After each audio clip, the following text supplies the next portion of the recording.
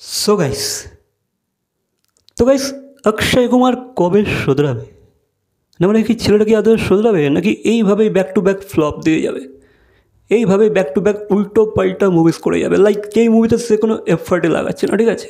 এফর্টলেস কাজ ওই বলে না তো এখানে তার কিন্তু কোনো এফর্টই আমরা দেখতে পাচ্ছি না হ্যাঁ কিছু কিছু মুভি যদিও চলে যাচ্ছে নেক্সট লেভেল চলে যাচ্ছে ঠিক আছে বাট গাইস বেশিরভাগ মুভি কিন্তু তার ফ্লপ হচ্ছে বা অ্যাভারেজ হচ্ছে ঠিক আছে এটা এটা এটা তো মানতে হবে তাই না তো গাইস এবার কিন্তু এই বিষয়ে কিন্তু অক্ষয় কুমার তার চুপ্পি ভেঙে দিয়েছে ঠিক আছে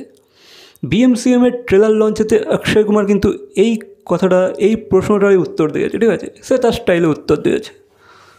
তো গাইস যেমনটা কি সে জানিয়েছে যে ভাই দেখো আমি জানি যে আমার মুভিগুলো ফ্লপ হচ্ছে বা সেই লেভেলে বক্স অফিস কালেকশন করতে পারছে না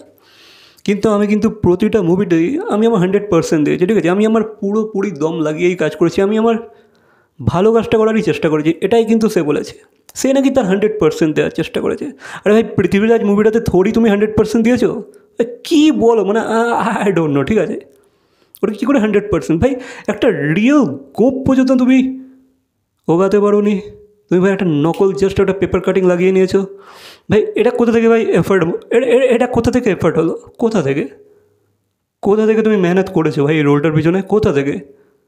অত কম দিন তুমি শ্যুটিংয়ের পিছনে দিয়েছো আর একসাথে অতগুলো মুভি তুমি শ্যুট করছো আর কী করে তুমি বলছো ভাই তুমি এফার্ট লাগিয়েছো তুমি নেক্সট লেভেল এফার্ট লাগিয়ে কাজ করেছো তুমি তোমার 100% দিয়েছো কী করে তো ভাই সে তার সাথে আরও অনেক কিছু জানিয়েছে ঠিক আছে লাইক সে বলেছে দেখো আমার যেমন সেলফি মিশন রানীগঞ্জ এগুলো সেই লেভেলে বক্স অফিস কালেকশন করতে পারে আই নো কিন্তু আমি মুভিগুলোতে 100% দিয়েছিলাম 100% দিয়েছিলাম তো এটাই তার বক্তব্য ঠিক আছে এবার সেটাও জানিয়েছে যে ভাই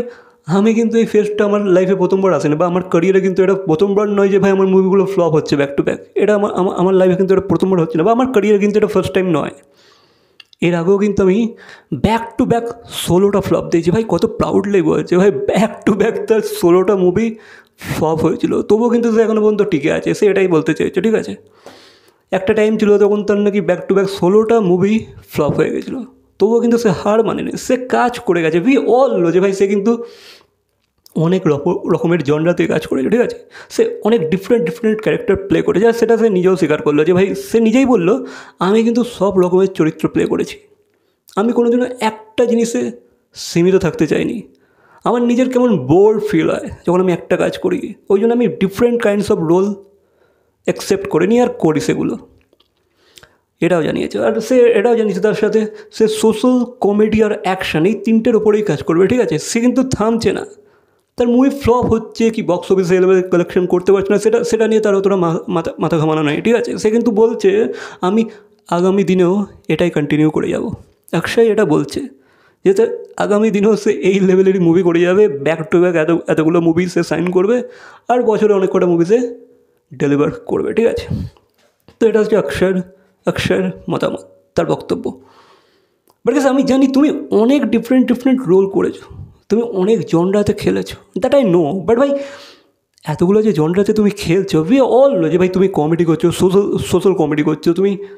সোশ্যাল কিছু ইস্যুসের উপরে মুভিজ বানাচ্ছ দেন তুমি অ্যাকশনও করছো we all know that but ভাই তুমি কি রোলগুলো নিয়ে রিসার্চ করছো তুমি কি রোলগুলোতে টাইম দিচ্ছ তুমি কি ক্যারেক্টারে ঢুকছো